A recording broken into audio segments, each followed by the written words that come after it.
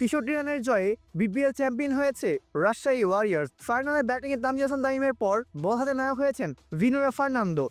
রাজস্বিক এই জয়ে ট্রফি জিতেছে রাজশাহী ওয়ারিয়র্স।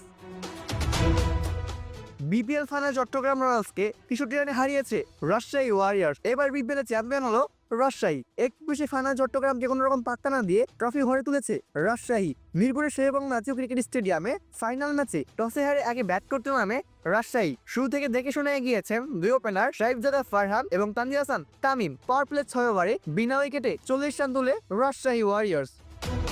তানজিদের ধুমধারাক্কা ব্যাটিংয়ে তিনি করেছেন ১০০ রান এবং পেয়েছেন নিজের সেঞ্চুরির দেখা।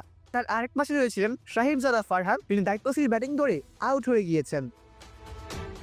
দলের হয়ে তানজিদ হাসান তামিম করেন ৬২ বলে ১০০ রান। শেষ দিকে নিশামের সাথে যোগ দেন নাজমুল হোসেন শান্ত। দুর্দান্ত রানিং বিটুইন দ্য উইকেটে রান বের করেছেন দুজনেই। ইনিংসের একদম শেষ বলে আউট হওয়া শান্ত ৭ বলে করেছেন ১১টি রান। ৬ বলে ৭ রান করে টিকেছিলেন জেমি নিশাম। নির্ধারিত ২০ ওভার শেষে ৪ উইকেট হারিয়ে ১৭৪ রানের পুঁজি তোলে রাজশাহী ওয়ারিয়র্স।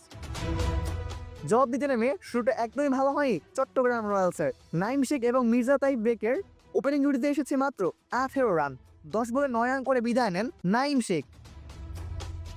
তারপর আর কি, ওভার প্রতি উইকেট যায় চট্টগ্রাম রয়্যালসের এবং এর ফলে মাত্র ১১১ রানেই গুটিয়ে গেছে চট্টগ্রামসের ইনিংস। ফলস্বরূপ রাজশাহী তুলে নেয় ৬৩ রানের বিশাল এক জয়। রাজশাহী হয়ে ৯ রান খরচায় ৪ উইকেট নেন ভিনোরা ফার্নান্দো। হাসান মুরাদ তুলেছেন ৩ উইকেট, ২ উইকেট নিয়েছেন জিমি নিশাম, ১ উইকেট শেয়ার করেন আব্দুল গাফফার স্ট্রাইক লাইন। অবশ্যই ২০২৬ বিপিএল এর চ্যাম্পিয়ন হয়েছে রাজশাহী ওয়ারিয়র্স।